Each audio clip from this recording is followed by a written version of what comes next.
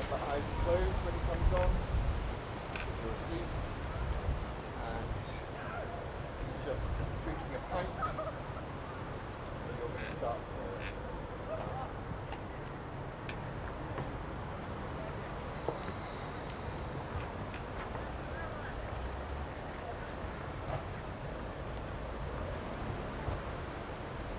Loud enough to be on the floor.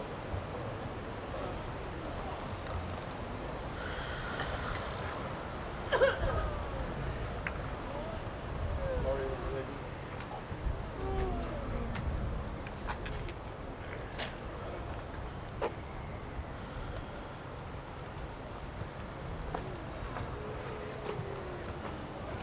To begin, at the beginning. It is spring, moonless night in the small town, starless and Bible black. The cobbled streets silent, and the hunched quarters and rabbit's wood limping invisible down to the slow black, crow black, fishing boat bobbing sea. The houses are blind as moles, though moles see fine tonight in the snouting velvet dingoes, or blind as Captain Cat, there in the muffled middle by the pub and the town clock. Shops in mourning, welfare hall in widow's weeds, and all the people of the lulled and dumbfound town are sleeping now. Hush, the babies are sleeping.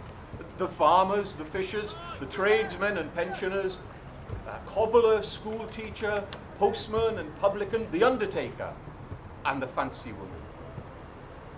Drunkard, dressmaker, preacher, policeman, the webfoot cockle women, and the tidy wives. Young girls lie bedded soft or glide in their dreams with rings and trousseau bridesmaided by glowworms down the aisles of the organ-playing wood. The boys are dreaming wicked or of the bucking ranches of the night and the jolly Rogered sea.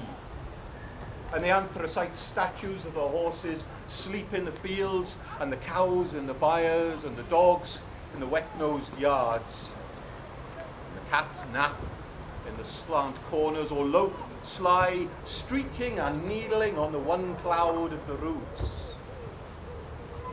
You can hear the dew falling, and the hunched town breathing. Only your eyes are unclosed to see the black and folded town fast and slow asleep.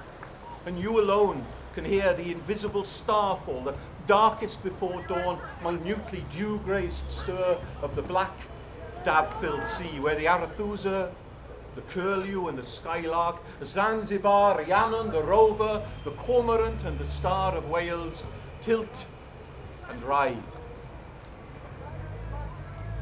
Listen, it is night moving in the streets. The slow black processional salt slow musical wind in Coronation Street and Cockle Row.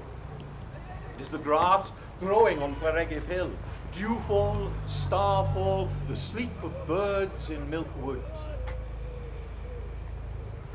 Listen, it is night in the chill, squat chapel, hymning in bonnet and brooch and bombazine black, butterfly choker and boot-laced bow, coughing like nanny goat, sucking mintos, 40 winking hallelujah. Night in the 4 ale, quiet as a domino. In Ocky Milkman's loft, like a mouse with gloves. A Diebread's bakery flying like black flour. It is tonight in Donkey Street, trotting silent with seaweed on its hooves along the cockled cobbles past curtain fern pot, text and trinket, harmonium, holy dresser, watercolours done by hand, china dog and rosy tin tea caddy. It is night neddying among the snuggeries of babies. Look, it is night. Dumbly, royally winding through the coronation cherry trees, going through the graveyard of Bethesda with winds, gloved and folded, a dew doffed, tumbling by the sailor's arms. Listen, time passes. Listen. Time passes. Come closer now. Only you can hear the houses sleeping in the streets in the slow, deep, salt and silent black bandaged night. Only you can hear, only you can see in the blinded bedrooms the combs and petticoats over the chairs, the jugs and basins and glasses of teeth, thou shalt not, on the wall, and the yellowing, dicky bird watching pictures of the dead. Only you can hear and see, behind the eyes of the sleepers, the movements and countries and mazes and colours and dismays and rainbows and tunes and wishes and flight and fall and big seas of their dreams. And where you are, you can hear their dreams. Captain Cat, a retired blind sea captain, asleep in his bunk in the sea-shelled, ship-in-bottle, ship-shaped best cabin of Schooner House, dreams of never such seas as any that swamped the decks of his SS dwelling, bellying over the bedclothes, and jellyfish slippery sucking him down, salt deep, into the gravy dark, where the fish come biting out, and live him down, to his wishbone. And the long round nuzzled up to him. Remember me, Captain? Dashing Williams! I lost my step in Nantucket. Can you see me, Captain? The white bone talking, I'm Tom Fred the donkey man. We shared the same girl once. Her name was Mrs. Probert. Rosie Probert from Duck Lane. Quack twice and ask for Rosie.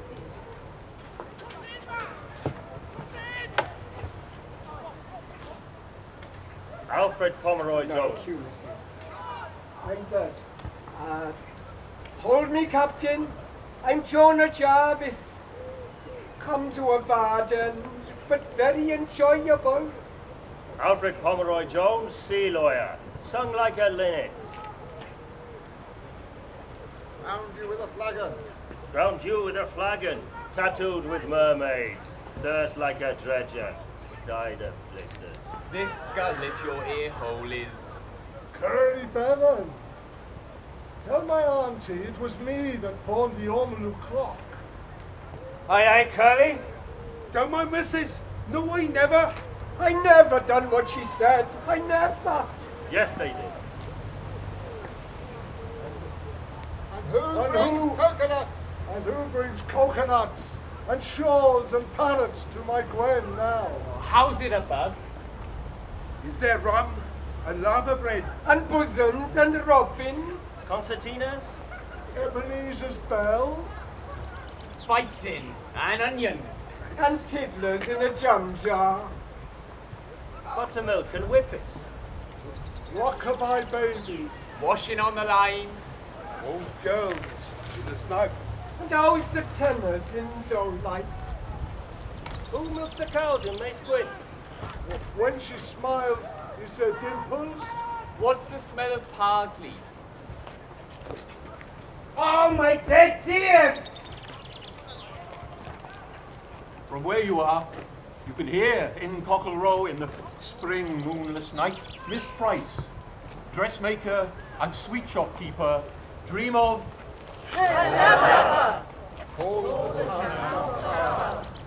Samson syrup, gold vein, Whacking side and piping hot. Barnacle breasted, playing at the cobbled sides like glow lamps, and stooping low over her lonely, loving, hot water bottle body. The fun with Price. Mr. Mark Edwards. I am a draper mad with love.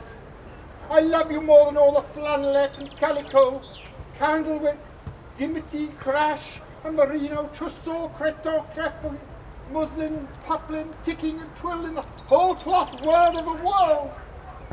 I've come to take you away to my emporium on the hill, where the change hums on wires. Throw away your little bed socks and your Welsh wool knitted jacket. I will warm the sheets like an electric toaster. I will lie by your side like a Sunday roast. I will knit you a wallet of forget-me-not blue for the money to keep it comfy. I will warm your heart by the fire so you can slip it in under your vest when the shop is closed. Me vanwy, before the nice mice gnawed your bottom drawer, will you say, Yes, Lord, yes, yes, Lord, yes. oh, and all the bells of the tills of the town shall ring for our wedding? Ding dong, ding dong, ding dong, ding dong, ding dong, ding dong, ding dong, ding dong, ding dong. Come now. Drift up the dark. Come up the drifting, sea-dark street now in the dark night, seesawing like the sea, to the Bible black, airless attic over Jack Black the cobbler's shop, where, alone and savagely, Jack Black sleeps in a nightshirt tied to his ankles with elastic, and dreams of Chasing the naughty couples down the grass, double bed of wood, dragging out the bed, transporters in their spit and sawdust, driving out the bare-boned girls. The 6 million moths of his nightmares. Akavi! Akavi! Evans the Death, the Undertaker. Laughs high and loud in his sleep and curls up his toes as he wakes up 50 years ago. He seized upon waking 50 years ago. Snow lies deep on the goose field behind the sleeping house, and he runs out into the field where his mother is making Welsh cakes in the snow, and steals a fistful of snowflakes and currants, and climbs back to bed to eat them cold and sweet under the warm white clothes, while his mother dances in the snow kitchen, crying out for her lost currants.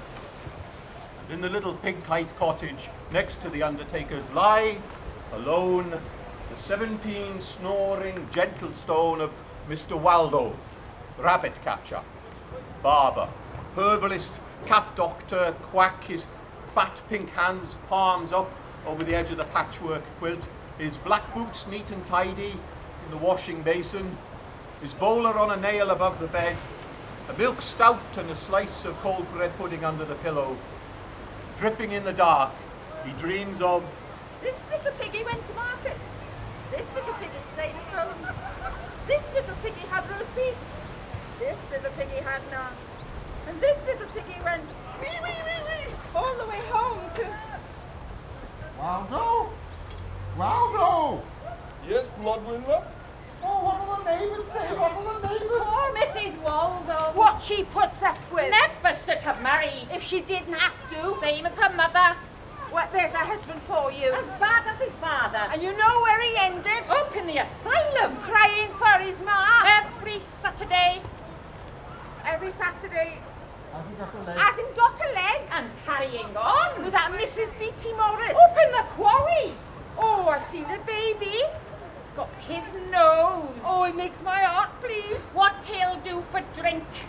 Falling in the gutter. Talking to the lamppost. Using language. Singing in the W. Poor Mrs. Waldo. Oh, Waldo, Waldo! Hush, love, hush. I'm new to a Waldo now. Waldo, Waldo. Yes, our mum. What will the neighbours say? What will the neighbours? Black as a chimney, Ringing doorbells. breaking windows, Making mud pies. stealing currants, Chalking words. storing in the bushes, Playing moochins. send him to bed without any supper, Giving celopods and looking in the dark. off to the reformatory, Off to the reformatory. led with a slipper on his BTM. Waldo! Waldo, what have you done with our Matty? Give us a kiss, Matty Richards. Give us a penny then. You got anything? Lips is a penny. Will you take this woman, Matty Richards? Nancy Prothero. Effie Bevan. Lilda Glupot. Mrs. Flusher. Lodwyn Bowen, to be your awful wedded wife? No, no, no.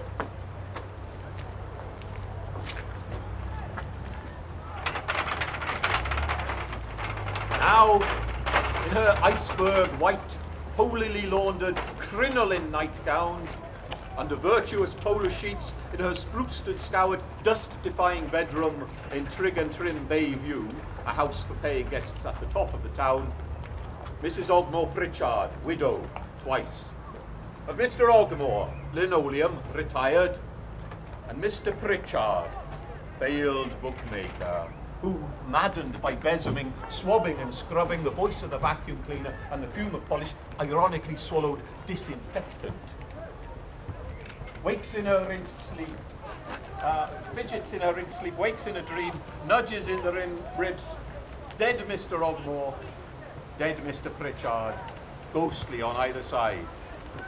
Mr. Ogmore, Mr. Pritchard, it's time to inhale your balsam. Oh, Mrs. Ogmore. Oh, Mrs. Pritchard. Soon it will be time to get up. Tell me your tasks in order. I must put my pyjamas in the drawer marked pyjamas. I must take my cold bath, which is good for me. I must wear my flannel band to ward off sciatica. I must dress behind the curtain and then put on my apron. I must blow my nose. In the garden, if you please. On a piece of tissue paper, which I afterwards burn. I must take my salts, which are nature's friend. I must boil the drinking water because of germs. I must make my herb tea, which is free from tannin. And have a charcoal biscuit, which is good for me. I may have smoked one pipe of asthma mixture. In the woodshed, if you please. And dust the parlour and spray the canary. I must put on the rubber gloves and search the peak for fleas. I must dust the blind and then I must raise them. And before you let the sun in, mind it wipes its shoes. In Butcher Bynan's, Gossamer Bynan, daughter, school teacher, dreaming deep, daintily ferrets under a fluttering hummock of chicken's feathers in a slaughterhouse that has chintz curtains and a three-piece suite, and finds, with no surprise, a small, rough, ready man with a bushy tail winking in a paper carrier. At last, my love. Sighs Gossamer Bynan, and the bushy tail wags rude and ginger. Cries Organ Morgan, the organist in his dream. There is perturbation and music in Coronation Street. All the spouses are honking like geese and the baby singing opera. P.C. Attila Reese has got his truncheon out and he's playing cadenzas by the pump. The cows from Sunday Meadow ring like reindeer, and on the roof of Handel Villa see the women's welfare hoofing, bloomed in the moon. At the sea end of town, Mr. and Mrs. Floyd, the Cocklers, are sleeping as quiet as death, side by wrinkled side, toothless, salt and brown, like two old kippers in a box. And high above on Salt Lake Farm, Mr. Utah Watkins counts all night the wife-faced sheep as they leap the fences on the hill, smiling and knitting and bleating, just like Mrs. Utah Watkins. 34, 35, 36, 48, 96. Eat one, sleep one, and two together.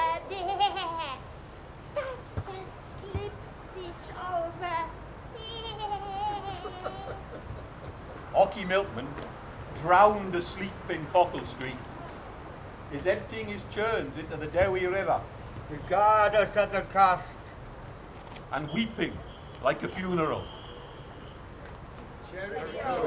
Next door lifts the tankard to his lips, but nothing flows out of it. He shakes the tankard. It turns into a fish. He drinks the fish. P.C. Attila Reese. Lumber's out of bed, dead to the dark, still foghorning. He reaches and drags his helmet out from under the bed. And deep in the backyard lockup of sleep, a mean voice murmurs, You'll be sorry for this in the morning. Eve going back to bed. Washes in the dark. Helmet's washing in the dark. Willy-nilly postman. Sleep out street walks 14 miles to deliver the post, as he does every day of the night. And rat-a-tats hard and sharp on Mrs. Willy-nilly. Don't spank me, please, teacher. With his wife at his side, but every night of their married life, she has been late for school. Sinbad sailors, over the taproom of the Sailor's Arms, hugs his damp pillow whose secret name is Gossamer Bynum. A mogul catches Lily Smalls in the washhouse. Oh, you old mogul! Eldest maid, heels of her pink and white skin. In a furnace, In a tower, in a cave, in a waterfall, in a wood, and waits there more as an onion for Mr. Right to leap up the lane, tall, hollow, flashes of leaves like a brilliantine trout. All with the lorries, like they do in the stories. Alone until she dies, Bessie Bighead, hired help. Born in the workhouse, smelling of the cowshed, snores bass and gruff on a couch of straw in a loft in Salt Lake Farm, and Picks daisies in Sunday Meadow to put a posy on the grave of Gomer Owen, who kissed her once with a pigsty when she wouldn't look him. and never kissed her again, though she was looking all the time. And the inspectors of cruelty fly down into Mrs. Butcher Bynum's dream to persecute Mr. Bynum for selling Owl meat, dog's eyes, man chop. Mr. Bynum, in Butcher's bloody apron, spring heels down Coronation Street, a finger, not his own, in his mouth. Replacing his honeyed sleep, he pulls the legs of his dreams, and Riding on pigback, shooting down the wild giblets. My foxy darling! now, behind the eyes and secrets of the dreamers, in the streets washed to sleep by the sea, see the titbits and topsy-turvies, bobs and button-tops, bags and bones, ash and rind and dandruff and nail parings. Wrecks, saliva and snowflakes and molted feathers of dreams, the wrecks and sprats and shells and fish bones, whale juice, moonshine, and small salt fry dished up by the hidden sea. the owls are hunting. Look, over the Bethesda gravestones, one hoots and swoops and catches a mouse by Hannah Lee's beloved wife. And in Coronation Street, which you alone can see, is so dark under the shadow of blue skies. Reverend Eli Jenkins, Poet, preacher, turns his feet towards dawn sleep and dreams of Edward Ann. he intricately rhymes to the music of truth and beatborn all night long in his druid seedy nighty, in a beer tent black with parks. Mr. Pugh, schoolmaster, fathoms asleep, pretends to be sleeping, spies Foxy round the droop of his nightcap, and whistles up, murder. Mrs. Organ Morgan, groceress, coiled grey like a dormouse, her paws to her ears, conjures silence. She sleeps very dulcet in a cove of wool, and country's Organ Morgan at her side snores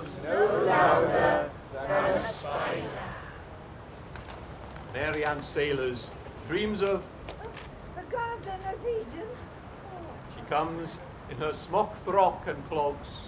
Away from the cool, scrubbed cobbled kitchen, with the Sunday school pictures on the whitewashed wall, and the farmer's almanac hung above the settle, and the bacon sides on the ceiling hooks, and goes down the cockleshell path of that apple pie kitchen garden, ducking under the Jippos' clothes pegs, and she brushes her apron on a black currant bush, past the bean beds on the onion rows, and the tomatoes ripening on the wall, towards the old man playing the harmonium in the orchard, and she sits down at his side on the grass, shells the green peas that grow up through the lap of her frock, that brushes the dew. Donkey Street, so furred with sleep. Dye bread, Polly Garter, no good boyo and Lord Cutglass sigh before the dawn that is about to be, and dream of Turkish girls horizontal. Babies! Nothing. Tick-tock, tick-tock, tick-tock, tick-tock, tick-tock, tick-tock, tick-tock. Time passes. Listen. Time passes. An owl flies home past Bethesda to a chapel in an oak. The dawn inches up. Stand on this hill. This is Llaregib Hill, old as the hills, high, cool and green, and from this small circle of stones, made not by druids but by Mrs. Bynan's Billy, you can see all of the town below you, sleeping in the first of the dawn. You can hear the lovesick wood pigeons mooning in bed. Dog barks in his sleep, farmyards away. The town ripples like a lake in the waking haze.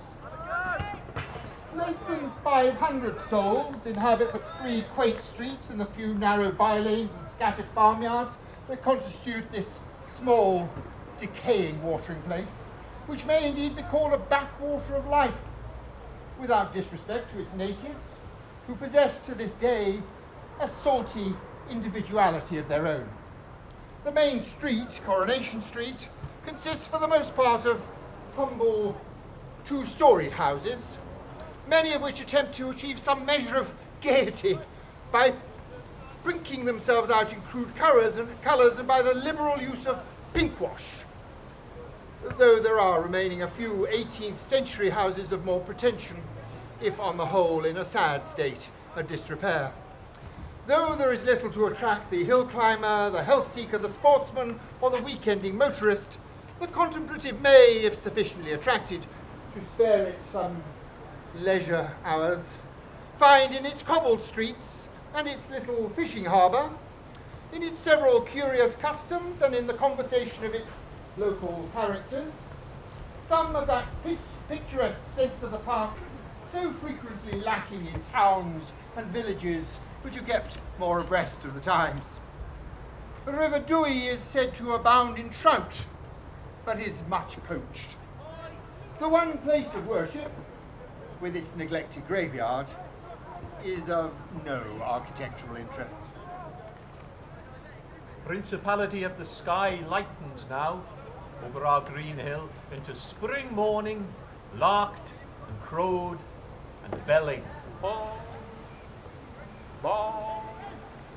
Who pulls the town hall bell rope but blind Captain Cat? One by one, the sleepers are wrung out of sleep, this one morning as every morning, and soon you shall see the chimneys slow up-flying snow as Captain Cat, in sailor's cap and sea boots, announces today with his loud get-out-of-bed bell. The Reverend Eli Jenkins, in Bethesda House, gropes out of bed, into his preacher's lap, combs back his barbed white hair, forgets to wash, has barefoot downstairs, in the doorway, and looking out at the day, and up the eternal hill, and hearing the sea break, and the gab of birds, remembers his own verses, and tells them softly to empty Coronation Street, that is writing and raising its lines. Dear Gwalia, etc., to the end, to stroll among our trees and stray in Gusgog Lane on Donkey Down, and hear the dewy sing all day, and never, never leave the town. The Reverend Jenkins closes the front door. His morning service is over. Now, woken at last by the out-of-bed sleepyhead, Polly put the kettle on town hall bell. Lily Smalls, Mrs. Bynan's treasure, comes downstairs from a dream of royalty, who all night long went larking with her full of sauce in the Milkwood dark, and puts the kettle on the Primus ring in Mrs. Bynan's kitchen, looks at herself in Mr. Bynan's shaving glass over the sink, and sees... Oh, there's a face. Where'd you get that hair from? I got it from an old tonka. Well, give it back then, love. Ooh, there's a pip. Where'd you get that nose from, Lily? Well, I got it from my father, silly. Oh, you've got it on upside down. Oh, there's a conch. Oh, look at your complexion. Well, no, you look. Needs a bit of makeup. Needs a veil. Oh, there's glamour. Where'd you get that smile from, Lil? Well, never you mind, girl. Nobody loves you. That's what you think. Who is it loves you? Chantal. Oh, come on, Lily. Cross your heart. I cross my heart. And very softly, her lips were almost touching her reflection, she breathes the name and clouds the shaving glass. Lily? Oh, yes, Mum. Where's my tea, girl? Where do you think? In the cat box. I'm coming up, Mum.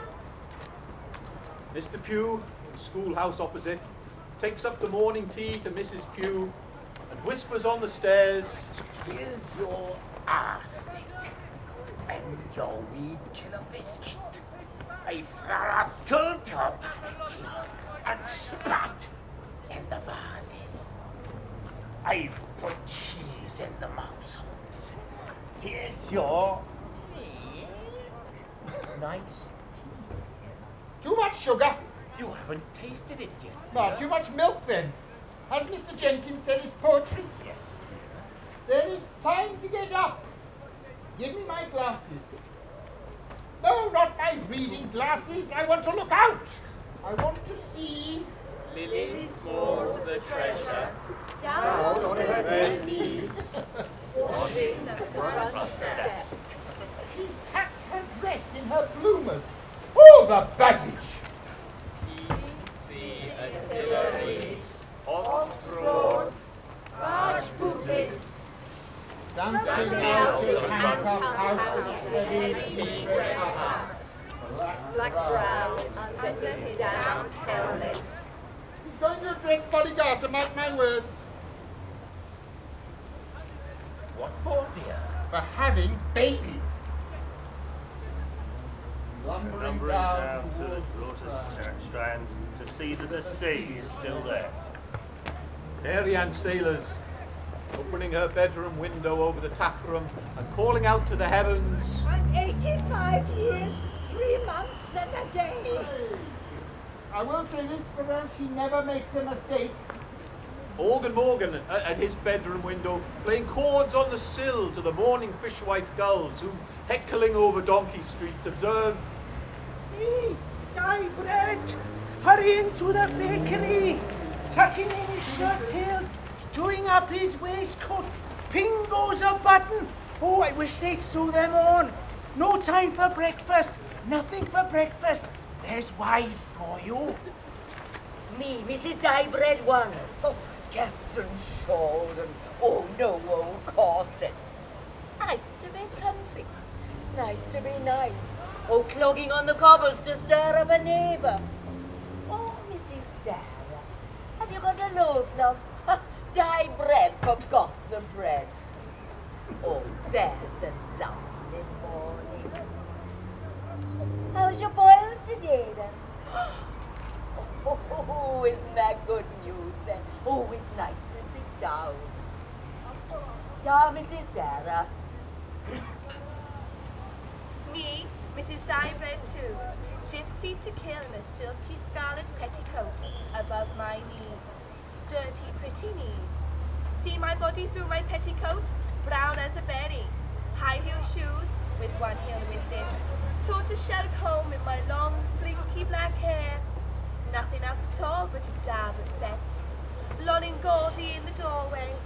Tell your fortune in the tea leaves. Scowling at the sunshine, lighting up my pipe.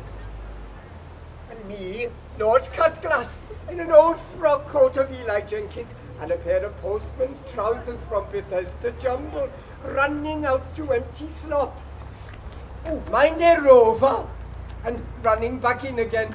Tick-tock. Me, no good for you. Up to no good in the wash house.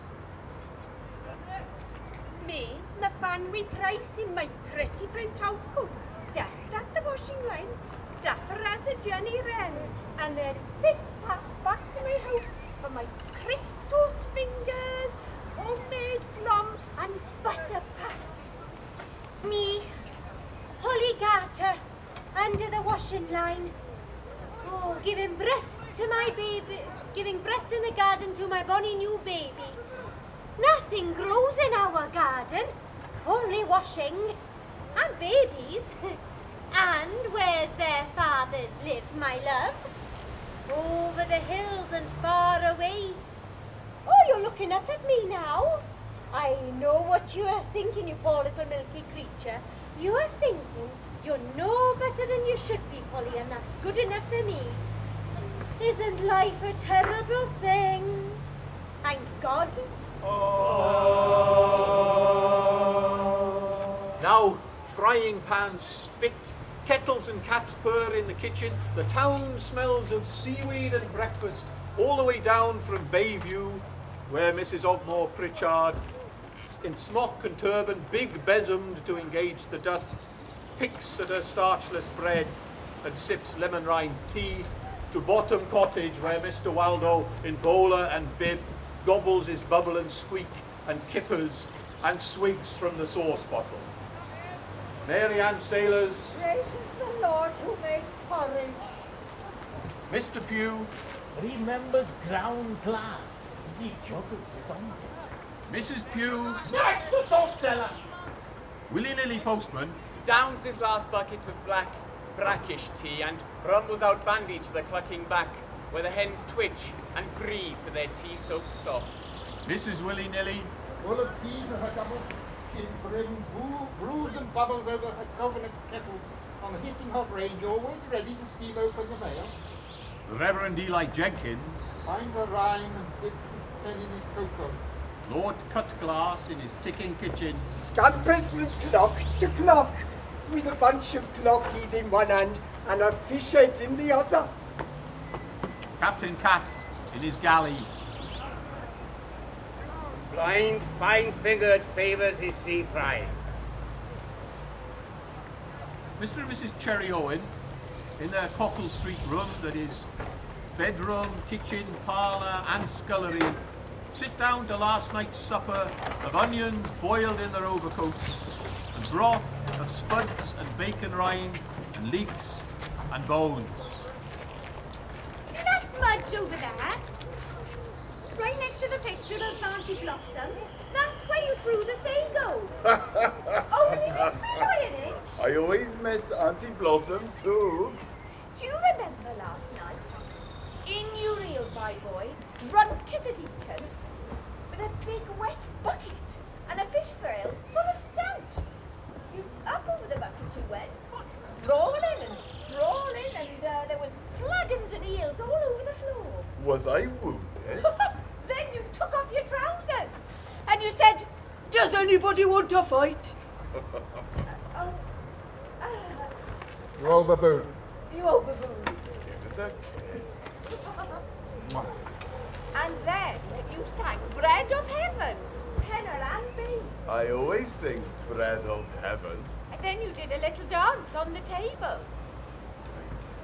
Drop dead. And what did I do?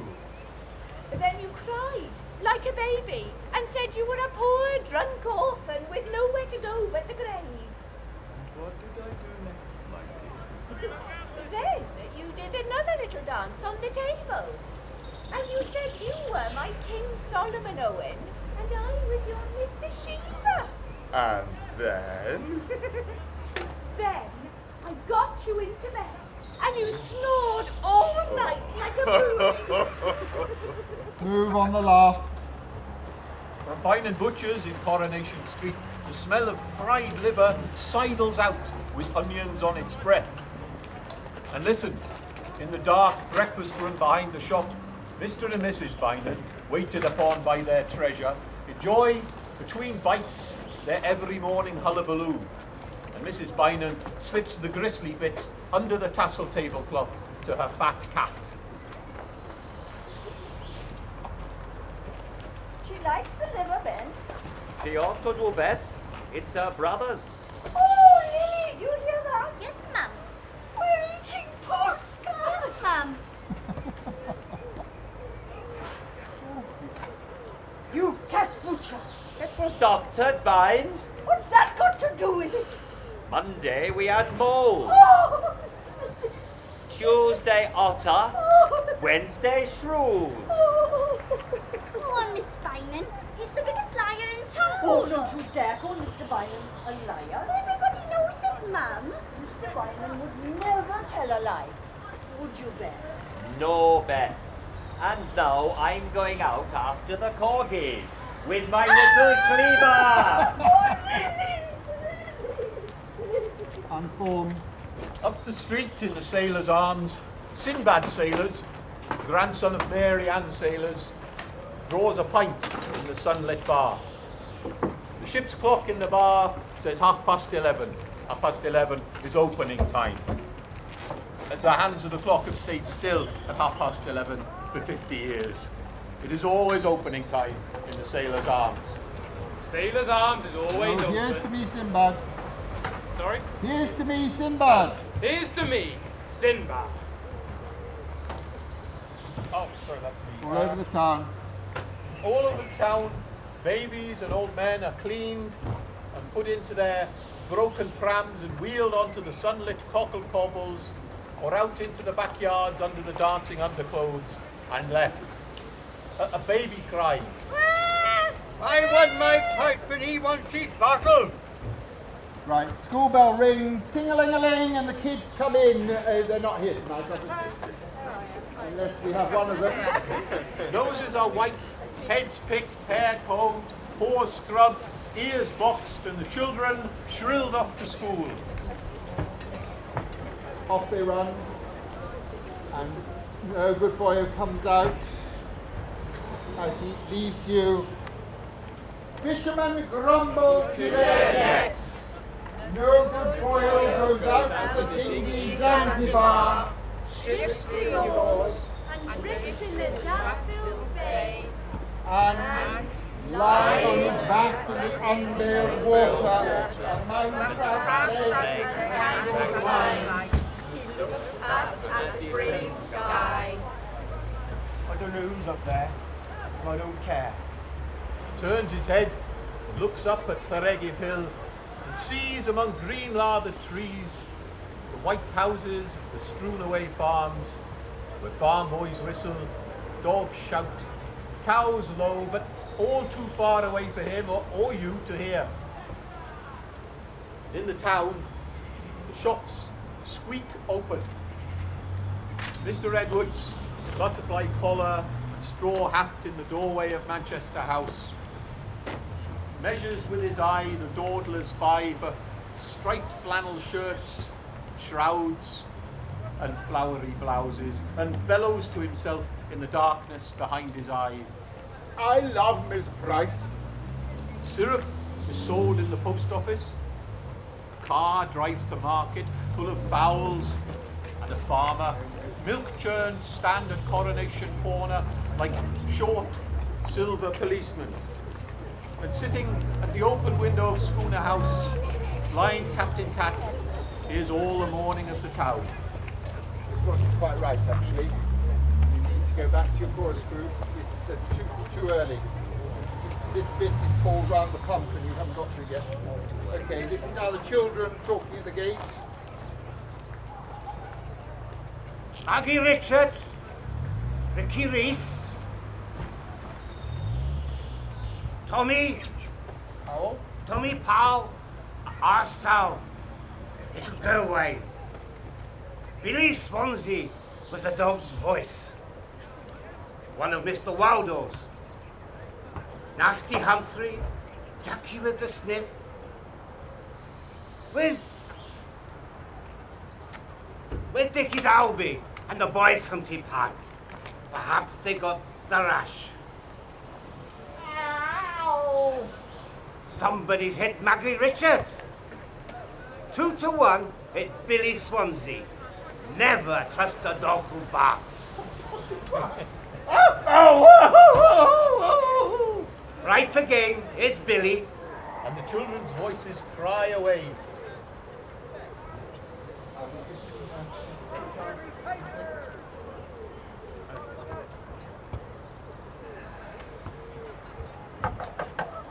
That's willy-nilly, knocking at Bayview. Rat-tat-tat, very soft. The knocker's got a kid glove on. There's a letter for Mrs. Ogmore Pritchard. That's Willie knocking at schoolhouse.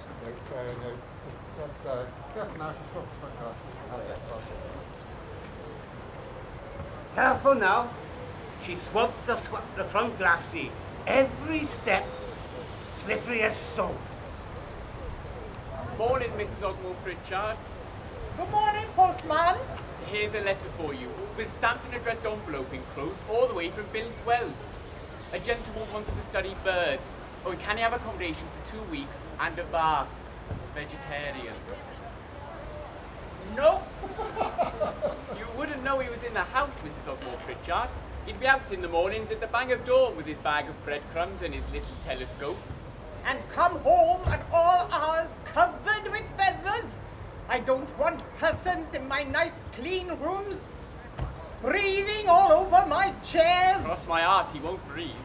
And putting his feet on my carpets and sneezing on my china and sleeping in my sheets. He only wants a single bed, Mrs. Ogmore Pritchard. And back she goes to the kitchen to polish the potatoes. Captain Cat hears willy-nilly's feet heavy on the distant cobbles. 1, 2, 3, 4, 5. That's Mrs. Rose Cottage. What's today? Today she gets a letter from her sister and goes last. How's the twins' teeth?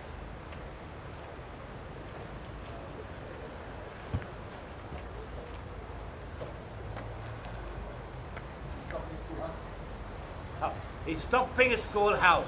Morning, Mrs. Pugh. Mrs. Ogmore Pritchard won't have a gentleman in from Bill's Wells because he'll sleep in her sheets. Oh, and Mrs. Rose Cottage's sister in Goslas, her twins have got to have them out. Give me the parcel. Well, it's for Mr. Pugh. Never you mind what's inside it. Our book, called Lives of the Great Poisoners. That's Manchester House. Morning, Mr. Edwards. Very small news. Mrs. Ogmore Pritchard won't have birds in the house, and Mr. Pugh's brought a book now on how to do in Mrs. Pugh. Have you got a letter from her? Miss Price loves you with all her heart. Smelling of lavender today. She's down to the last of the elderflower wine, but the quince jam's bare enough. Oh, and she's getting roses on the doilies. Last week she sold 3 jars of boiled sweets, a pound of humbugs, half a box of jelly babies, and 6 coloured photos of Claregeb. Yours forever, then 21 X's. Oh, Willie, she's a ruby. Here's my letter. Put it into her hands now. Mr. Waldo Harrington, Sailor's Arms. That's Mr. Waldo hurrying to the Sailor's Arms. Pint of stout with an egg in it. There's a letter for him. It's another paternity summons, Mr. Waldo. Quick footsteps hurry on along the cobbles and up 3 steps to the Sailor's Arms. Quick, Sinbad. Pint of stout. And no egg in. People are moving now up and down the cobbled street.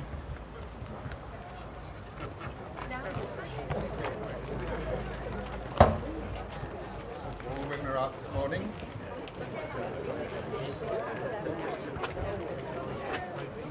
All the women are out this morning in the sun. You can tell it's spring. He hears the noise of milk cans. No, he doesn't. There goes Mrs. Cherry. There goes Mrs. Cherry. You can tell her by her trotters. Off she trots, new as a daisy. Who's that talking by the pump? Mrs. Floyd and Boyle. Talking flatfish. What's to talk about flatfish? That's Mrs. Diebread 1, waltzing up the street like a jelly.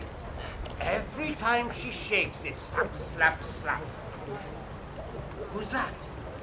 Mrs. Butcher Bynum with her pet black cat. It follows her everywhere, meow and all. There goes Mrs. 23, important. The sun goes up and down in her dewlap. When she goes to sleep, when she shuts her eyes, it's night. High heels now, in the morning too. Mrs. Rose Cottage's eldest maid. 17 and never been kissed or called. Going young and milking under my window to the field with the nanny goats. She reminds me all the way. Can't hear what the women are gabbing round the pump. Same as ever. Who's having a baby? Who's black, who's I? Seen Polly Garter giving her belly an airing. There should be a law. Seen Mrs. Bynum's new mauve jumper. It's her old grey jumper dyed. Who's dead? Who's dying? There's a lovely day. Oh, the cost of snowflakes.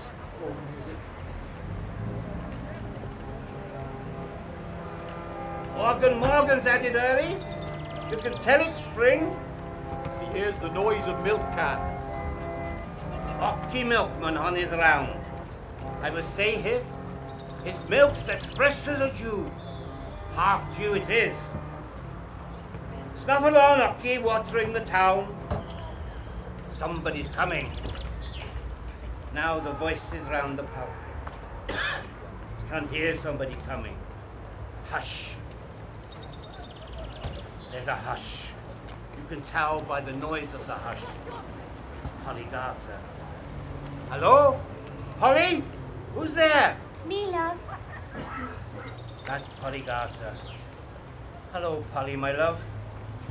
Can you hear the dumb goose hiss of the wives as they huddle and peep or flounce at the waddle away? Who cuddled you when? Which of their gandering hubbies moaned in Milkwood for your naughty mothering arms and body like a wardrobe? Scrub the floors of the welfare hall for the Mothers' Union social dance. Your one mother won't wriggle her roly-poly bum or pat her fat little buttery feet in that wedding ring holy tonight, though the roasting breadwinners snatched from the cozy slope of the Sailor's Arms will grizzle and mope. James, cockcrow. Too late, cock, too late. For the town's half over with its mourning. The morning's busy as bees.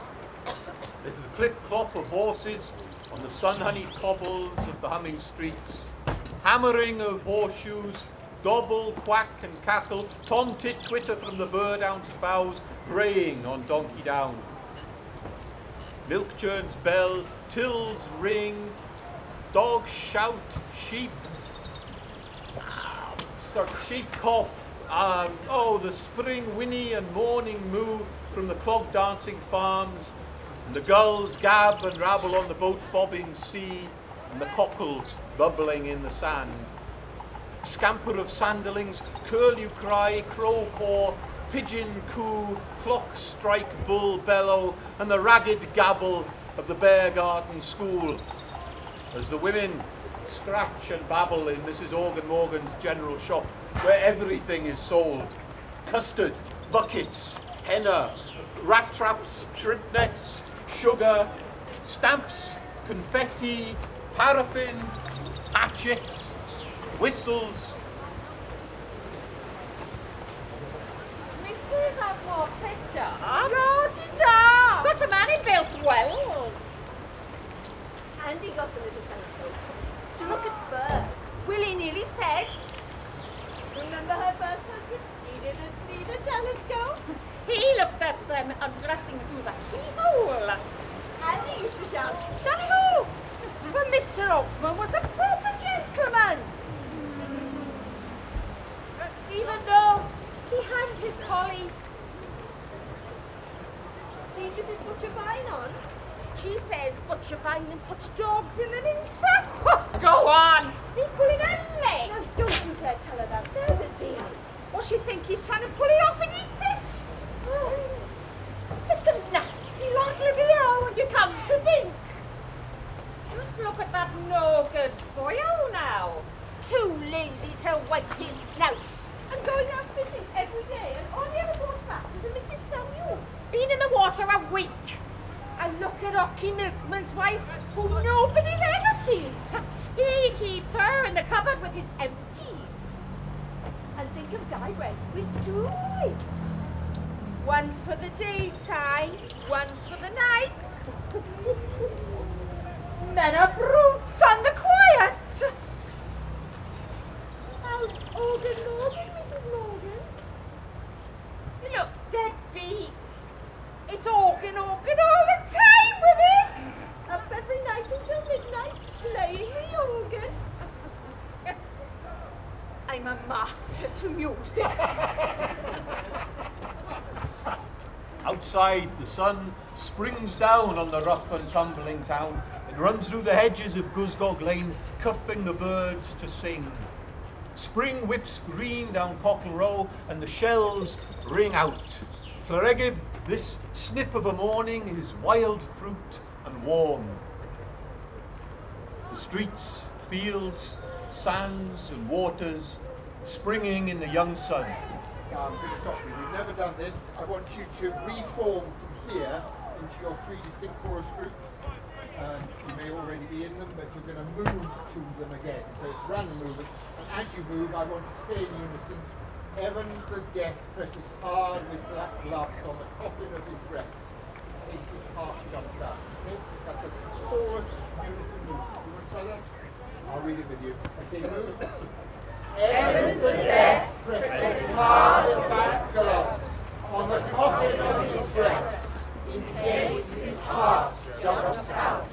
Where's your dignity? Lie down! Spring stirs gossamer vinen. Schoolmistress, Like Oh, what do I do? I'll never be refined if I twitch. I think that needs to be much more common. Right there. Good, that's the position to get to doing that right. Good. Okay, say it again. Oh, what do I do? I'll never be refined if I twitch. Spring this strong morning, born from flame, Jack Black, as he cobbles a high-heeled shoe, for Mrs. Dired to the gypsy, but he hammers his journey out. There is no leg belongs to the foot that belongs to the shoe. The sun and the green breeze ship Captain Cat's memory again. No! I take the mulatto, by God! Who's captain here? Parlez-vous, zig, madam?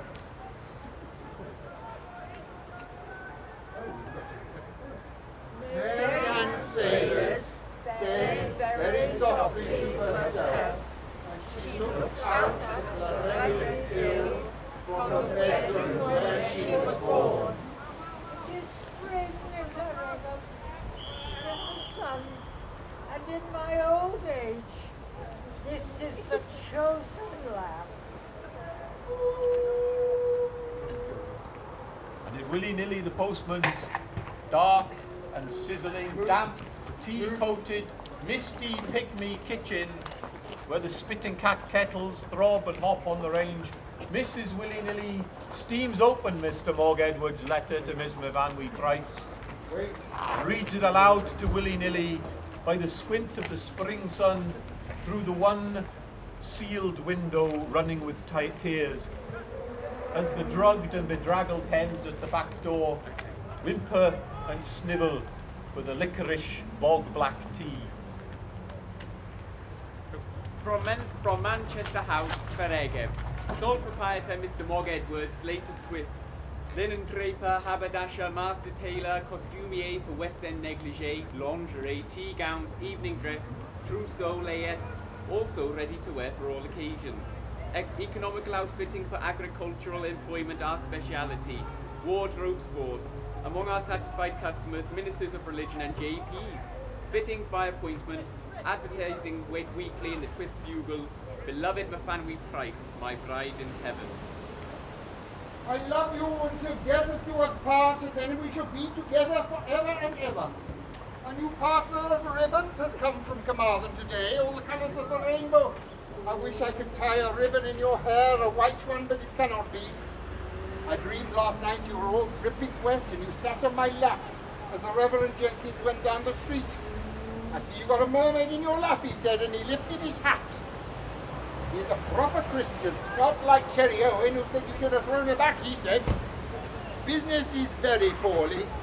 Polly Garter bought 2 garters with roses, but she never got stockings, so what is the use, I say? Mr. Waldo tried to sell me a woman's nightie outsize. He said he found it, and we know where. I sold a packet of pins to Tom the sailors to pick his teeth. If this goes on, I shall be in the workhouse. My heart is in your bosom, and yours is in mine. God be with you always, Mevanwy Price, and keep you lovely for me in his heavenly mansion. I must stop now and remain your eternal Morg Edwards. And then a little message with a rubber stamp. Shop at Mog's. Willy-nilly rumbling, the jockey's out again to the 3-seated shack called the House of Commons in the back where the hens weep, and sees in sudden spring shine Heading down to the harbour, where the fishermen spit and prop the morning up. I, the fishy sea, smooth to the... Have we got Val here? Val? That's blue. I can't hear you at all, and no one's following you. What? Are you there? She sees, smooth to the sea's end. Green and gold money, Tobacco, tinned salmon, Hats with feathers, pots of fish paste, warm for the winter to be. Weave and leaping in it, rich and slippery, in the flash and shakes of fishes through the cold sea streets. But with blue lazy eyes, the fishermen gaze at that milkmaid whispering water, with no ruffle or rickle, as though it blew great guns and serpents and typhooned the town. Too rough for fishing today. And they thank God. And God but a girl for luck. And monster and silence make their way up. From the still sea towards the sailor's arms, as the children scamp and scamper up and singing out of school into the draggle-tail yard. And Captain Cat at his window says soft to himself the words of their song. Johnny Crack, Johnny Crack, as Flossie sailed, there's a baby in a milking pail. Flossie sailed, and Johnny Crack, one would pull it out and one would put it back. Oh, it's my turn now, says Flossie sailed, to take the baby from the milking pail. It's my turn now, said Johnny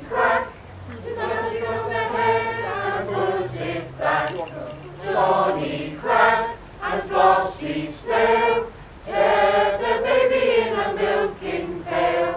One would put it out, and one would put it out, and all they had to drink was ale and stout. For Johnny cried, and Flossie still, always Johnny cried, and Flossie still, always used to say that stout and ale was good. Come back, will you? Come back. That's an hour and 5 minutes. Well done.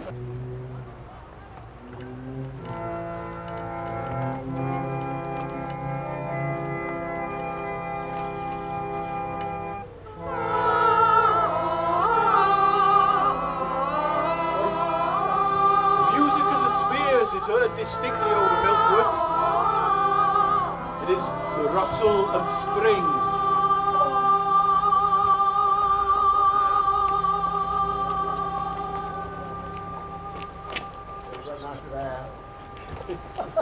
I think we should do 3 rounds. I think 3 times. Okay, all right, you come down. Well, okay, all right. We'll work it out on Thursday. All right, good. There's a big gap there and a small gap there. Someone's having to come through. That's right. Okay, go. Oh, The glee party sings in the festive graveyard, gay but muffled. Vegetables make love above the tenors. And dogs bark blue in the face. Mrs. Ogmore Pritchard belches in a teeny hanky and chases the sunlight with a fly whisk. But even she cannot drive out the spring. From one of the finger bowls, a primrose grows. We need to go on the other side, Carl, with the chair. Yeah. Mrs. Dybread 1. And Mrs. Dybread 2. Sitting outside the house in Donkey Lane. One darkly. One plumply. With sun. Mrs. Dybread 2 is looking into the crystal ball, which she holds in the lap of her dirty yellow petticoat, hard against her hard dark thighs. Cross my pearl with silver. Out of the housekeeping money. What you see, lovey? I see a feather bed with 3 pillows on it. There's a text about the bed, but I can't read what it says. Now the clouds are blown away. God is love, the text says. Oh, that's our bed. Now it's vanished. The sun is spinning like a top. Who's this coming out of the sun? It's a hairy little man with big pink lips. He's got a walleye. Oh, that's a Dybread. The feather bed's floating back. He's taking his boots off. He's pulling his shirt over his head. He's beating his chest with his fist and he's climbing into bed. Go on. There's 2 women in the bed. He looks at them both with his head cocked to one side. He's whistling through his teeth. Now he grips his little arms round one of the women. Which one? Which one? I can't see any more. There's grey clouds blowing again. Ah, those mean old clouds.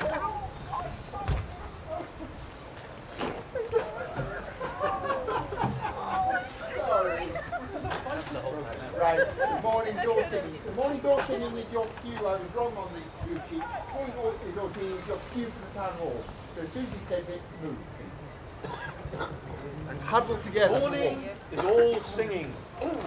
Reverend Eli Jenkins, busy on his morning calls, stops outside the welfare hall to hear Polly Garter as she scrubs the floors for the Mothers' Union dance tonight.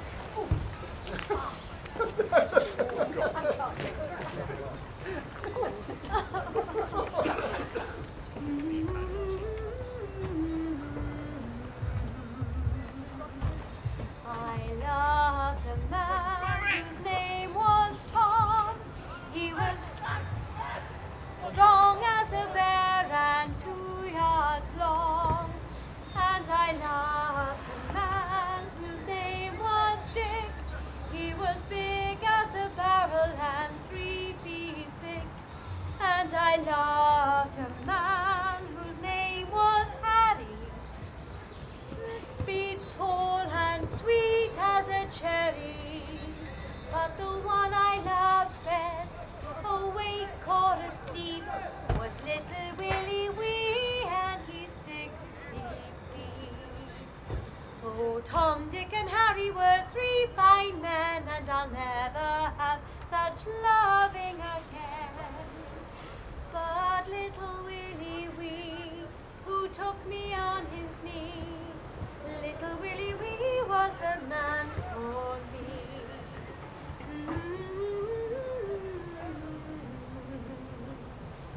Now men from every parish round run after me and throw me on the ground. But whenever I love another man back, like Harry from the hill, or I don't think it's Harry Hill. Johnny on the hill, or Sailing Jack, I always think as I sit on their knees. Yes, they do as they please. Of Tom, Dick and Harry, who were tall as trees. But the most I think when I'm by their side, of little Willie Wee, who drowned and died. Oh, Tom, Dick and Harry were 3 fine men, and I'll never have such loving again. But little Willie Wee, who took me on his knee, little Willie Weasel was the man for me. Praise the nation, we praise the Lord, we are a musical nation. And the Reverend Dickens hurries on through the town to visit the sick with jelly and poems. The town's as full as a lovebird's egg. There goes the Reverend, says Mr. Waldo at the smoke-tearing brown window of the unwashed Sailor's Arm. His brolly and his oats. Can I Sinbad a man the treacle today? The silent fishermen flush down their pints. Oh, Mr. Waldo. Say, Sinbad sailors. I dote on that gossamer Bynon. Sings the spring. The bed spring grass bounces under birds, bombs and lambs. Gossamer Bynon, school teacher, spoon-stirred and quivering, teaches her slubberdigullion class. It was a lover and his lass with nay and no and rain and no. Now, children, your accents. It was a lover and his lass with a hey and a ho and a hey nonny no. Mr. Waldo, she's a lady all over. Oh, no woman that I know is. So that's you. No, that's me. Sorry. And Mr. Waldo, who's thinking of a woman soft. Yes. Sorry. And Mr. Waldo, who is thinking of a woman soft as Eve and sharp as sciatica, to share his bread pudding bed, answers, "Oh, lady that I know is." Sorry. And if only Grandma had died, crossed my heart, I'd go down on my knees, Mr. Waldo, and I'd say, Miss Gossamer, I'd say, within sweet lovers love the spring. Polycarta sings, still on her knees. Tom, Dick and Harry were 3 fine men, and I'll never have such children again. Captain Cat. Oh, and the morning school is over. Captain Cat and his curtained schooner's window open to the spring sun tides is the naughty forfeiting children as they tumble and rhyme on the cobbles. And then we've got the kissing game, which all happens here, not to worry, and he goes on a bit. And they all race round twice or 3 times, and then they start coming back halfway through this next piece, and the shrill girls giggle and master. You've got to say it over the running around. Okay. You want to say that?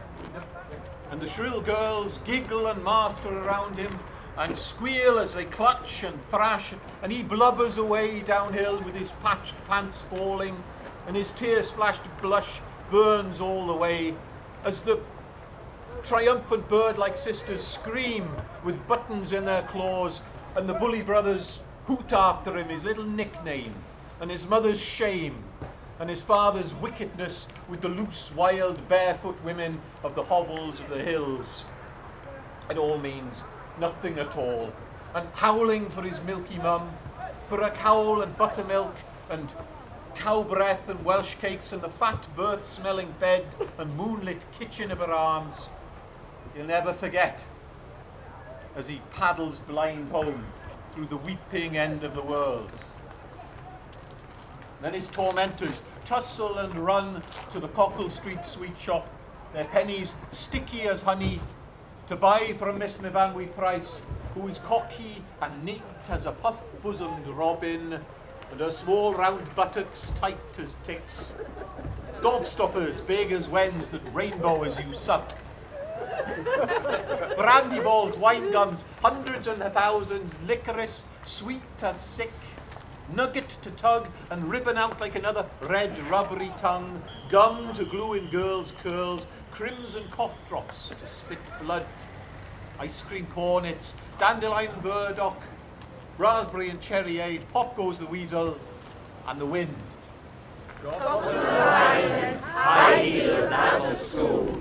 The sun comes down through the cotton flowers of her dress, into the bell of her heart, and buzzes in the honey there, and pushes and kisses, lazy lolling and woos, in her red berry breast. Eyes run from the trees and windows of the streets, seeming gossamer, and strip her to the nipples and the knees. She blazes naked past the sailor's arms, the only woman on the die Adam Dern. Sinbad sailors, laces on her thighs, still dew down from the first man-grown cockerel garden, his reverent goat She feels his goat. I don't care if he is common. I don't care. I don't care if he is common. She whispers to her salad dainty self. I don't care if he does drop his H's. She tells the strict and mother of the world, big-beamed and eve-hit, spring of herself. As long as he's all cucumber and hooves. Sinbad sailors watches her go by, demure and proud and schoolmarm, in her crisp flowered dress and sun-defying hat. With never a look or lilt or wriggle. The butcher's unmelting, ice-laden daughter, veiled forever from the hungry hug of his eyes. Gossamer Bynum, why are you so proud?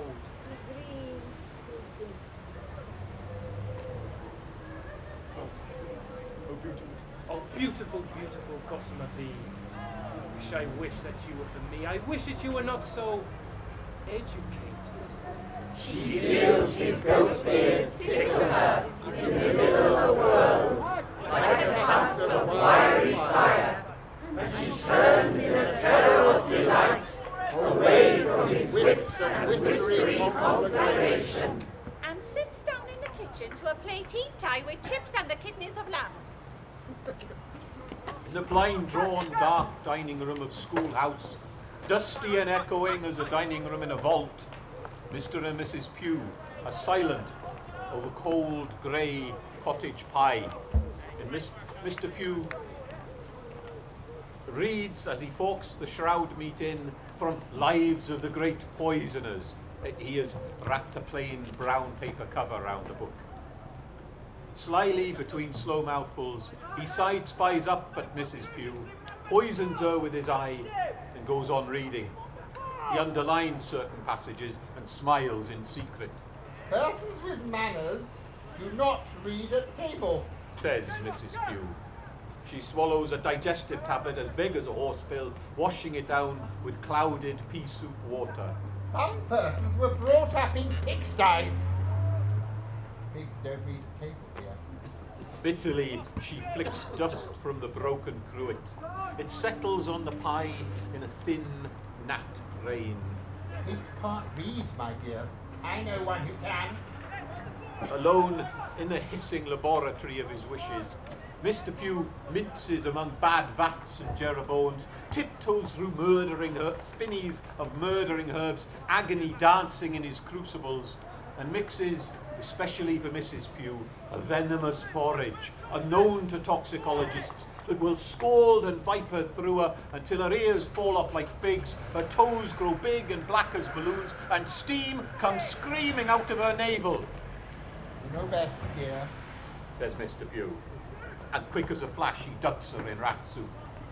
What's that book by your trough, Mr. Pugh? It's a theological work, my dear. Lives of the great saints. Mrs. Pugh smiles, and icicle forms in the cold air of the dining vault. And I saw you talking to a saint this morning, Saint Polygarter. She was martyred again last night. Mrs. Organ Morgan saw her with Mr. Waldo. And when they saw me, they pretended they were looking for nests. Said Mrs. Organ Morgan to her husband, with her mouth full of fish as of pelicans. But you don't go nesting in long combinations, I said to myself, like Mr. Waldo was wearing. And you dress nearly over your head like Polygarters. Oh, they didn't fool me. One big bird gulp, and the flounder's gone. She licks her lips and goes stabbing again. And when you think of all those babies she's got, well, then all I can say is she'd better give up bird nesting. That's all I can say. It isn't the right kind of hobby at all for a woman who can't say no, even to midgets. Remember Bob Spit? He wasn't any bigger than a baby, and he gave her two. But the two nice boys, I will say that. Fred Spit and Arthur. Sometimes I like Fred best, and sometimes I like Arthur. Who do you like best, Organ? Oh, Bach, without any doubt. Bach, every time. Organ, Morgan, you haven't been listening to a word I've said. It's Organ, Organ, all the time with you. She burst into tears, and in the middle of her salty howling, nimbly spears a small flat fish and pelicans it whole. And then, how was Trina? Said Organ Morgan. Lord Cutglass, in his kitchen full of time, squats down alone to a dog dish marked Fido of peppery fish scraps, and listens to the voices of his 66 clocks, one for each year of his loony age, and watches with love their black and white, moony, loud-lipped faces clocking the earth away. Snow clocks, quick clocks, pendulums, hearts knocks. Oh, China. Last grandfather. And clocks with shapes like whirring Noah's Ark. Clocks which bicker in marble ships. Clocks in the wombs of glass women. Hourglass shiners. To which the clocks. Clocks that pluck tunes. Vesuvius clocks. Oh, black bells and lava. Niagara clocks that cataract their tips. Old time-weeping clocks with ebony beards. And clocks with no hands, forever drumming out time, without ever knowing what time it is. His 66 singers are all set at different hours. Lord Cutglass lives in a house and a life at siege. Any minute or dark day now, the unknown enemy will loot and savage downhill, but they will not catch him napping. 66 different times in his fish slimy kitchen. Ping, strike, tick, chime and talk. Turn to us. The lust and love and emerald wings and body of spring, with breath full of rivering maid milk, means to that lordly fish-head nibbler nothing but another nearness to the tribes and navies of the last black day, whose spear and pillage shall Armageddon kill, to his double-locked, rusty-shuttered, ticket-top, dust-saddled shack at the bottom of the town that has fallen head over bells in love. And I'll never have such loving again. Pretty boy comes and goes. Now when farmers' boys on their first day come down from the hills to drink and be gay, before the sun sinks, I'll lie by I'll lie in their arms, for they're good bad boys from the lowly farms. But I always think, as I tumble into bed, of little Willie Wee, who is dead, dead, dead.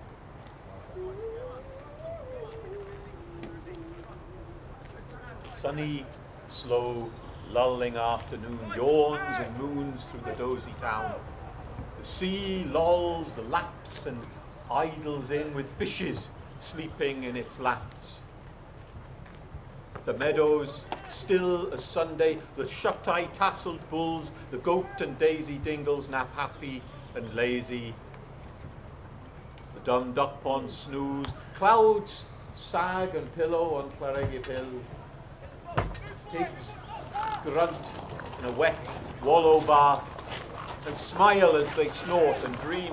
They dream of the acorn swill of the world, the rooting for pig fruit, the bagpipe doves of the mother sows, the squeal and snuffle of yeses of the women pigs in rut. They mud bask and snout in the pig-loving sun, their tails curled, they rollick and slobber and snore to a deep, smug, after-swill sleep. Donkeys angelically drowse on Donkey Down. Persons with manners, Snaps Mrs. Cold Pew. do not nod at table. Mr. Pew cringes awake. He puts on a soft, soaping smile. It is pale, sad and grey under his nicotine egg yellow weeping walrus Victorian moustache, worn thick and long in memory of Dr. Crippen. You should wait until you retire to your sky, says Mrs. Pew. His fawning, measly quarter smile freezes.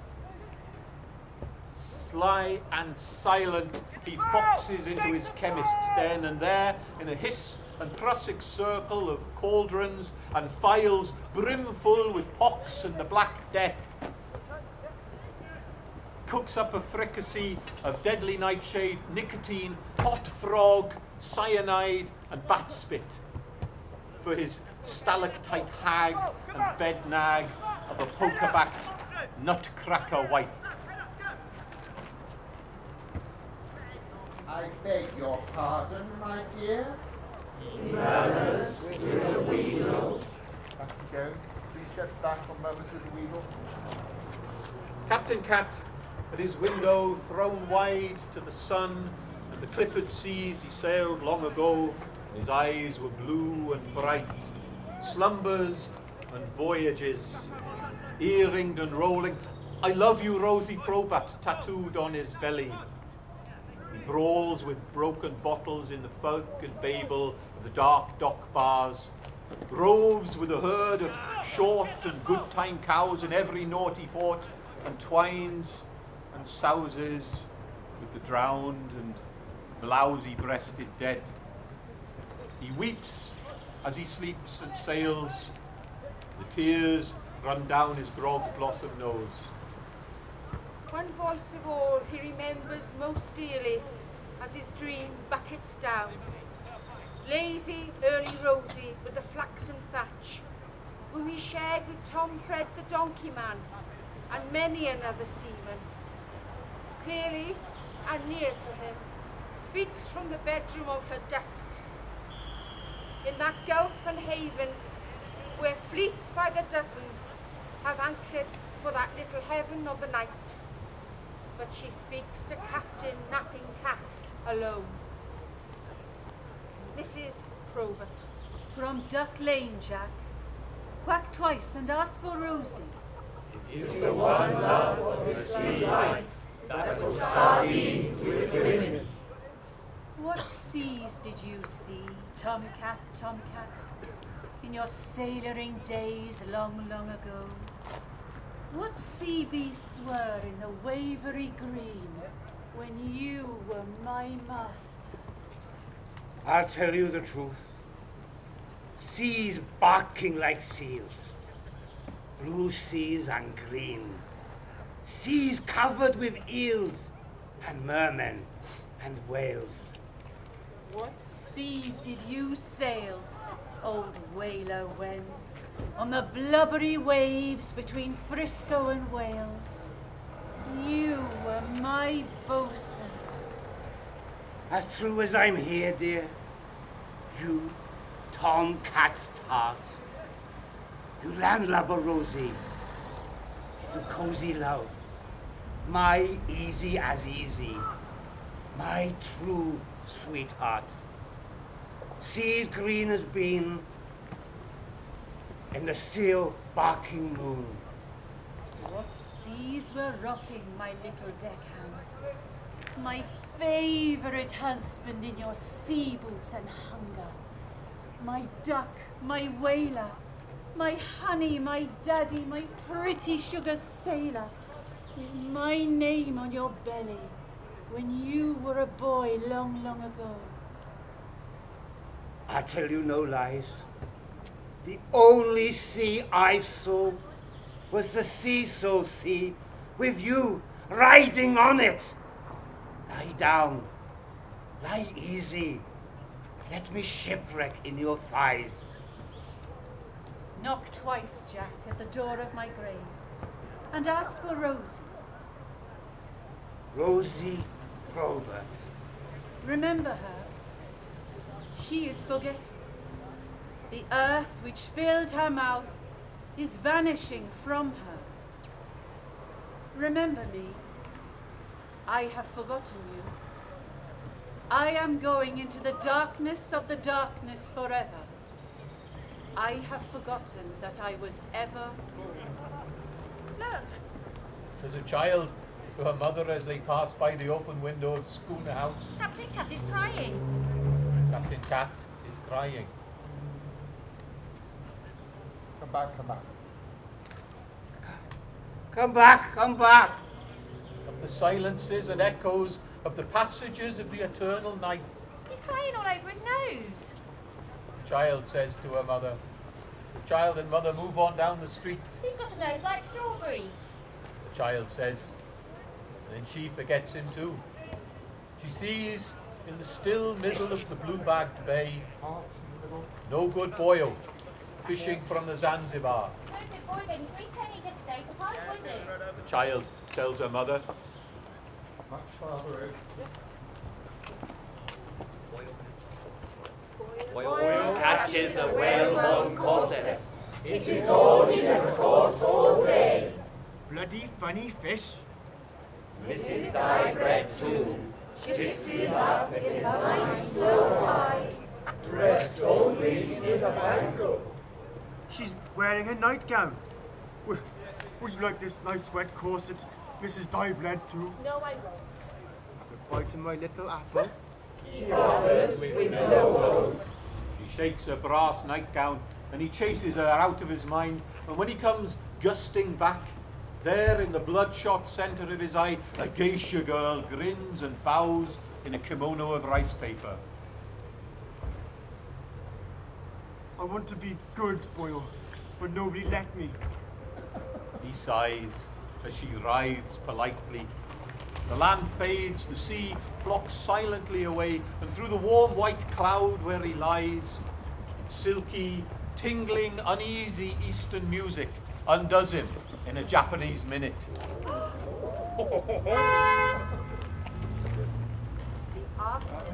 Buzzes like lazy bees round the flowers from Mayro's cottage, Nearly asleep in a field of mangoes.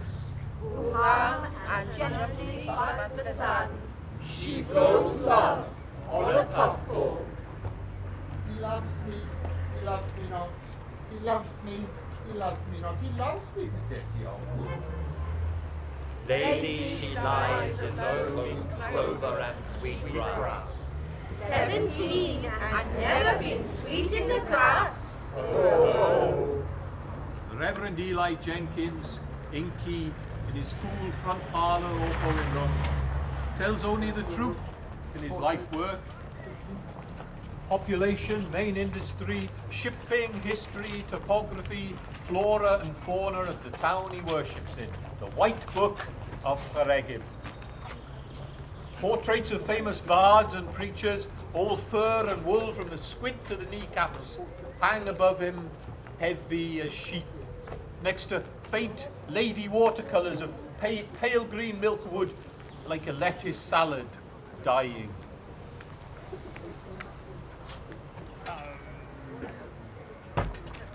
Sorry. His mother propped against the palm. His mother propped against a pot in a palm with a wedding ring waist and a bust like a black clothed dining table, suffers in her stays. Oh, angels, be careful there with your knives and forks. He prays. There is no known likeness of his father Esau, who, undog-collared because of his little weakness, was scythed to the bone one harvest by mistake when sleeping with his weakness in the corn. He lost all ambition and died with one leg. Poor Dad. Grieves the Reverend Eli. Die of drink and agriculture.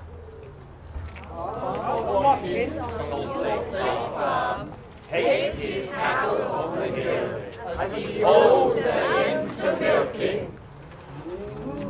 Damn you, Gary's! Damn you! A cow kisses him. Fight him!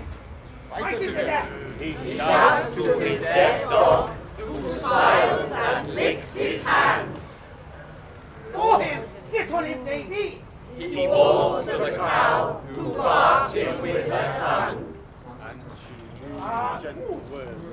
As he raves and dances among his summer-bred slaves, walking delicately to the farm. Coming on the end of the spring day, already reflecting the late tide. Bessie greets them with the names that she gave them when they were babes. Peg, Meg, Buttercup, Moll, Fran from the farm, and from the castle. Say that. Theodosia and Daisy. Theodosia and Daisy. They bow their heads. Look up Bessie Bighead, the White Book of Llanrheadr. You will find the few haggard rags and the one poor glittering thread of her history laid out in pages there, with as much love and care as the lock of hair of a first lost love. Conceived in Milkwood, born in a barn, wrapped in paper, left on a doorstep, big-headed and bass-voiced, she grew in the dark until long-dead Gomer Owen kissed her when she wasn't looking, because he was dead. Now, in the light, she'll work, sing, milk, say the cow's sweet names, and sleep until the night sucks out her soul and spits it into the sky. In her lifelong low light, holily, Bessie milks the fond, lake-eyed cows as the dust showers slowly down over byre, sea, and town. Utah Watkins curses through the farmyard on a cart horse. That's your cue for climbing up. Oh, gallop, you bleeding cripple! And the huge horse neighs softly,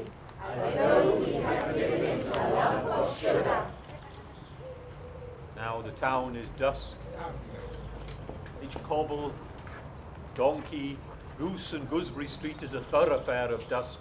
And dusk, and ceremonial dust, and night's first darkening snow, and the sleep of birds drift under and through the live dusk of this place of love. Llanrheadr is the capital of dusk. At the first drop of the dusk shower, Mrs. Ogmore Pritchard seals all her sea view doors, draws the germ-free blinds, sits erect as a dry dream in a high-backed hygienic chair, and wills herself to cold, quick sleep. At once, at twice, Mr. Ogmore and Mr. Pritchard, who all dead day long have been gossiping like ghosts in the woodshed, planning the loveless destruction of their glass widow, reluctantly sigh and sidle into her clean house. After you, Mr. Ogmore. Oh, no, you go first, Mr. Pritchard. No, Mr. Ogmore. You widowed her first. And in through the keyhole, with tears where their eyes once were, they ooze and grumble. Husbands, She says in her sleep.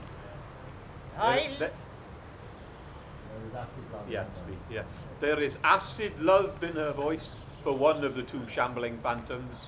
Mr. Ogmore hopes it is not for him. So does Mr. Pritchard. I love you both.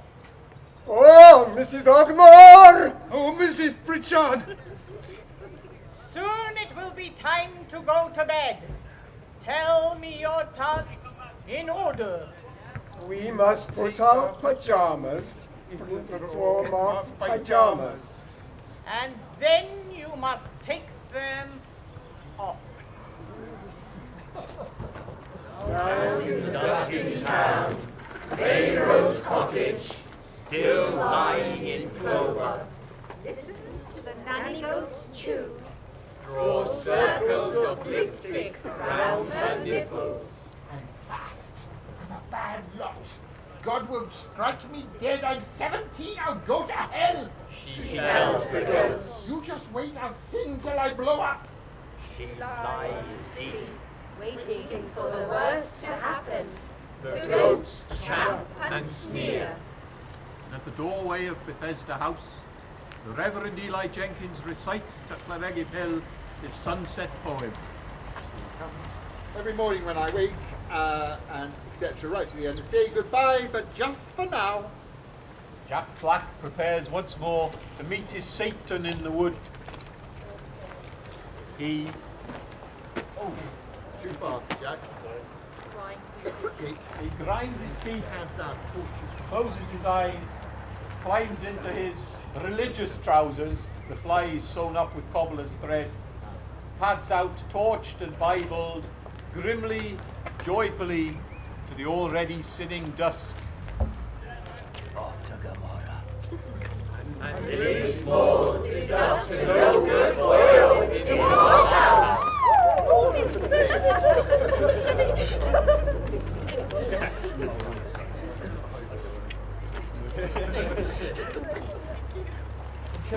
Cherry Owen, sober as Sunday, as he is every day of the week, goes out happy as Saturday to get drunk as a deacon. I always say she's got two husbands. One sober and one drunk. Evening, Cherry. Evening, Sinbad. Oh, hang on a minute. We've got to get Mrs. Cherry in. Keep him as he does every day, every night. I always say. I always say. Yes. Shall we start that again? Cherry Owen, sober as Sunday. Cherry Owen, sober as Sunday, goes out as he does every day of the week. Goes out happy as Saturday to get drunk as a deacon, as he does every night. I always say she's got two husbands. Says Cherry Owen. One sober and one drunk. And Mrs. Cherry simply says, Aren't I a lucky woman? Because I love them both. Evening, Cherry. Evening, Sinbad. What'll you have? Too much. The Sailor's Arms is always open. Sinbad suffers to himself. heartbroken. Oh, Gossamer, open yours. Dusk is drowned forever till tomorrow. It's all at once night now. The windy town is a hill of windows, and from the larrupped waves the lights of the lamps in the windows call back the day and the dead that have run away to sea. That's the thing, you dead have run away to sea, which is too early. Oh, never mind. All over the calling dark, babies and old men are bribed and lullabied to sleep.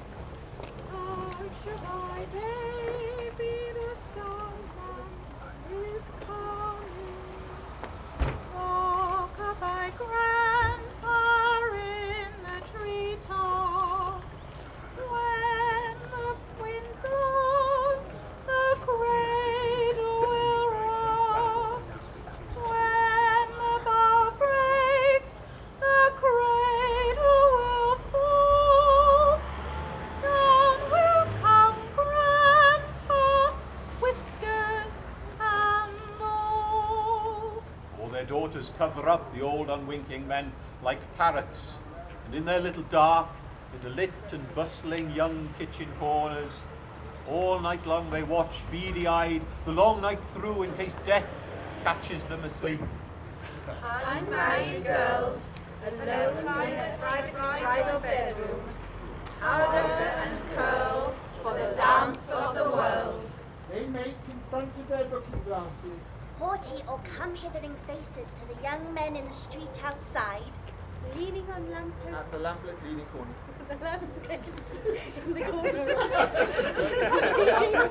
Lamplit leaning corners as they whistle in the one. Who wait in the all at once wind. That.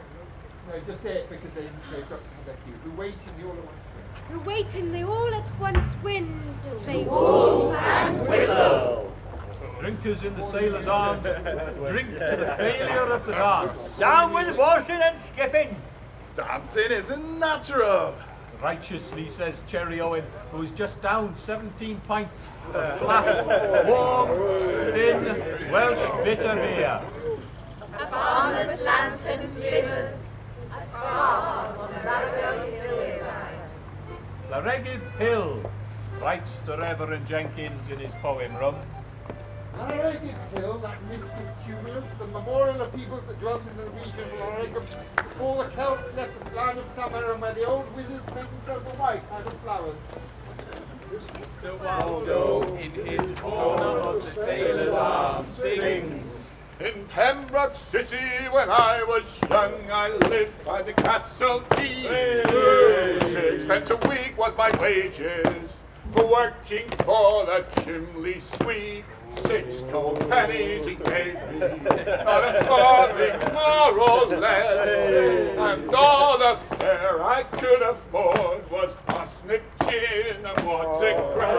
I did not need a knife and fork or a bib up to my chin to dine on a dish of watercress and a jug of parsnip gin.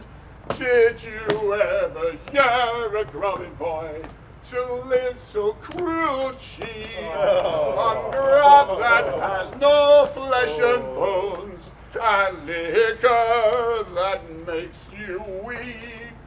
Sweet, sweet, chimney sweep, I went through Pembroke City, poor and barefoot in the snow, till a kind young woman took pity. Poor chimney sweep, she said, black as the S of Spain. Oh, nobody swept my chimney since my husband went his way.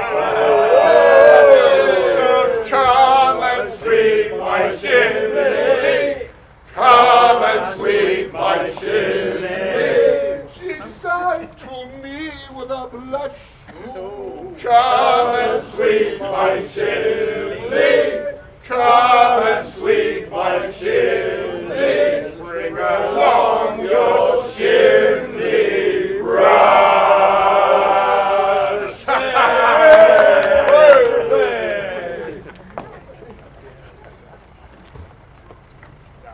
Blind Captain sees in the dark. Through the voyages of his tears, he sails to see the dead. Dancing Williams! Still dancing? Jonah Jarvis! Still! Early Bevan's skull.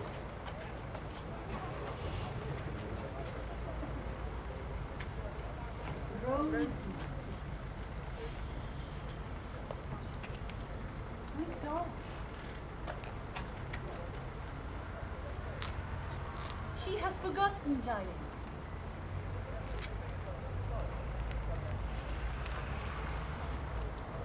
The dead come out in their Sunday best. Listen to the night breaking. Yeah, we are by now, yeah. We're back. We're back out.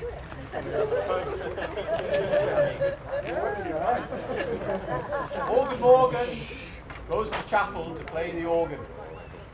Plays alone at night to anyone who will listen. Lovers, revelers, the silent dead, tramps, or sheep. He sees Bach lying on a tombstone. Johann Sebastian. Who? Johann Sebastian Almighty Bach. Bach. To hell with you, says Cherry Owen, who is resting on the tombstone on his way home. Mr. Mogg Edwards and Miss Mivanwy Price, happily apart from each other at the top and the sea end of town, write their every night letters of love and desire. In the warm, white book of Llaregib, you will find the little maps of the islands of their contentment. My Maud, I will love you forever. She looks round. Oh, sorry, I was waiting for a different cue. Yeah, and yours forever is the Yeah, cue, sorry. actually. Tut, tut. I know. I'm a bastard. Come on, we're nearly there. And she looks around with pleasure at her own neat, never dull room, which Mr. Mogg Edwards will never enter. Come to my arms, Mivanwy. And he hugs his lovely money to his own heart. In the dusky, drunk in the dusky wood, Mr. Waldo hugs his lovely Polly Garter under the eyes and rattling tongues of the neighbours and the birds, and he does not care. He smacks his live red lips, but it is not his name, Polly whispers as she lies under the oak and loves him back. 6 feet deep, that name sings in the cold earth. But I always think, as I tumble into bed, of little Willie Wee, who is dead, dead, dead. The thin night darkens. Breeze from the creased water sighs the streets close under milk, waking wood. The wood, whose every tree foot's cloven in the black glad sight of the hunters of lovers, that is a God-built garden to Mary Ann sailors, who knows there is heaven on earth and the chosen people of his kind fire in Llaregib's land. That is the fair day farmhands, wantoning, ignorant chapel of bride's beds, and to the Reverend Eli Jenkins, a green-leafed sermon on the innocence of men. Suddenly, wind-shaken wood springs awake for the second dark time, this one spring day.